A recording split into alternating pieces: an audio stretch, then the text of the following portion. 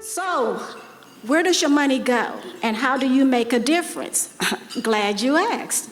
At this time, I'd like to introduce Tammy McDonald to come up, and she will share with you just one of the ways that your involvement and your dollars makes a difference in the life of another sister in the community. Tammy?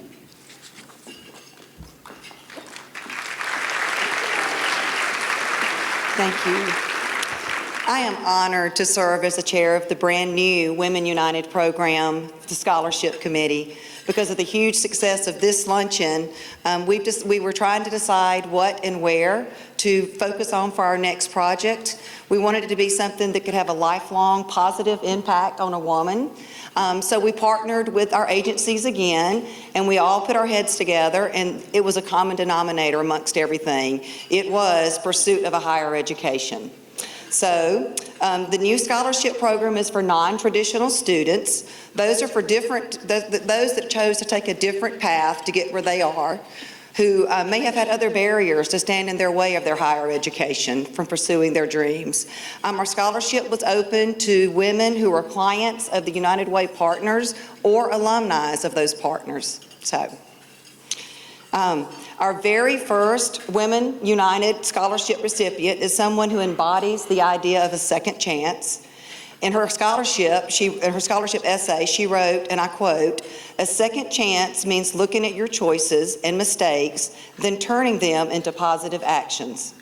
And when you see who this is, you'll see that she's done just that. She has taken full responsibility for her past and her actions and has made a difference for herself and for those in the future. She's made such a positive impact to so many through her work and through giving back into the community. And you'll also recognize her from the video. She's a junior at Troy University. She's studying global business, and she's also a full-time employee of Feeding the Valley. She's an alumni client of the House of Time, where she still volunteers countless hours giving back and making a difference to many people's lives. We are pleased to present the first Women United Scholarship to Margelina Remington.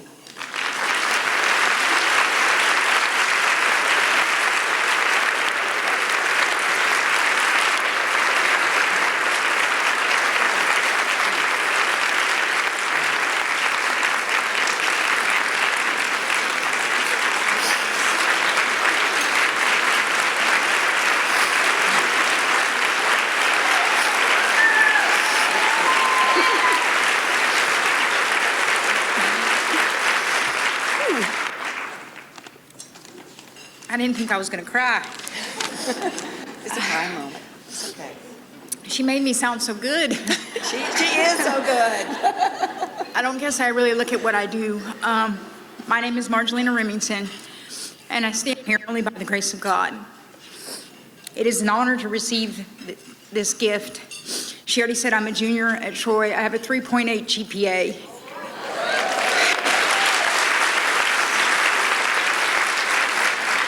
But that might change. I'm taking statistics this term. Because of some of my past choices, I do not qualify for most grants or scholarships. Please understand, I blame no one for that. Many of you have heard my story. Yes, I had a rough life, but I've learned that hurt people hurt people. And when I came to Columbus in January 2010, a wounded, drug-addicted, homeless little girl in a grown woman's body, I didn't know how much my life was going to change.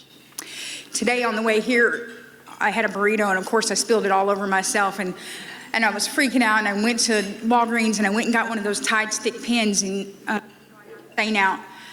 And it made me think about myself, is you can't see the stains on me anymore. You can look at my past records and you'll see some stains there, but when you see this woman standing before you, you never see, no more do you see a stained woman.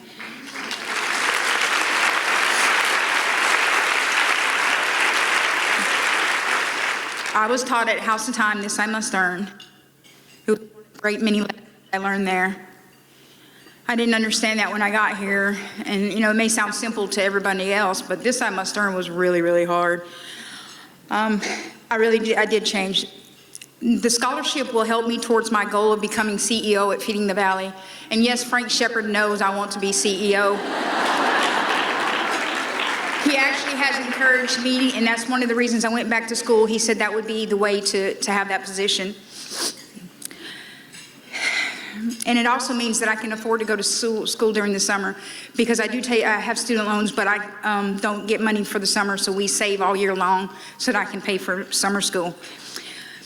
I want to thank United Way and the Women's United. Also, I want to thank the House of Time, because without them, I wouldn't have got the help that I needed, and many, many others. And I want to say that if you've ever donated, you've invested in my life.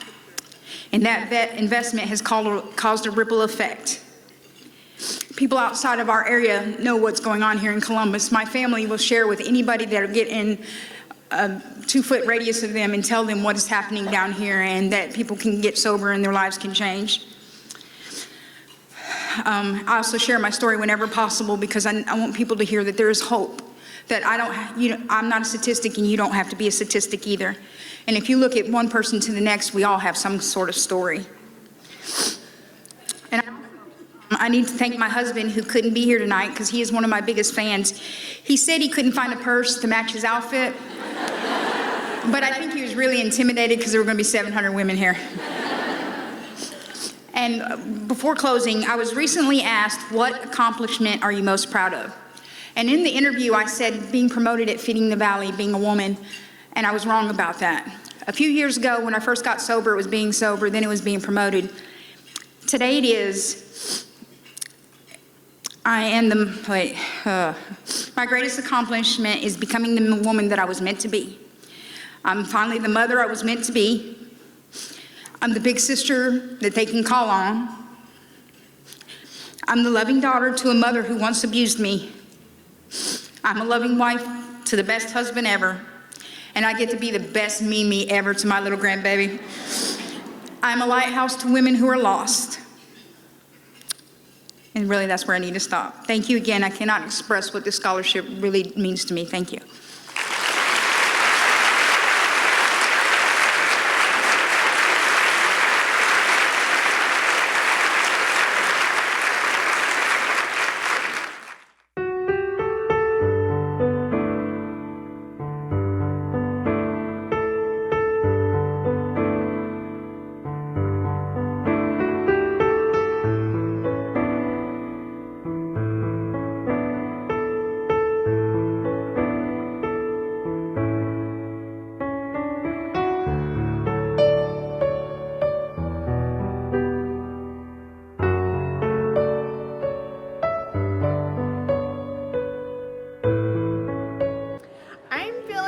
Inspired this morning. I love the United Way. I'm so glad to be here speaking to a group of women who are working to change the world for the better, which is also my goal. So I'm feeling jived up and ready to go.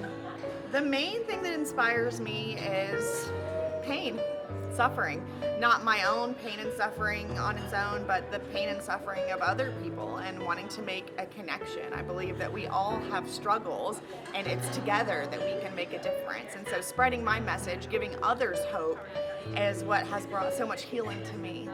The thing that has been most amazing to me after doing many, many speeches is to see how many people are going through different things.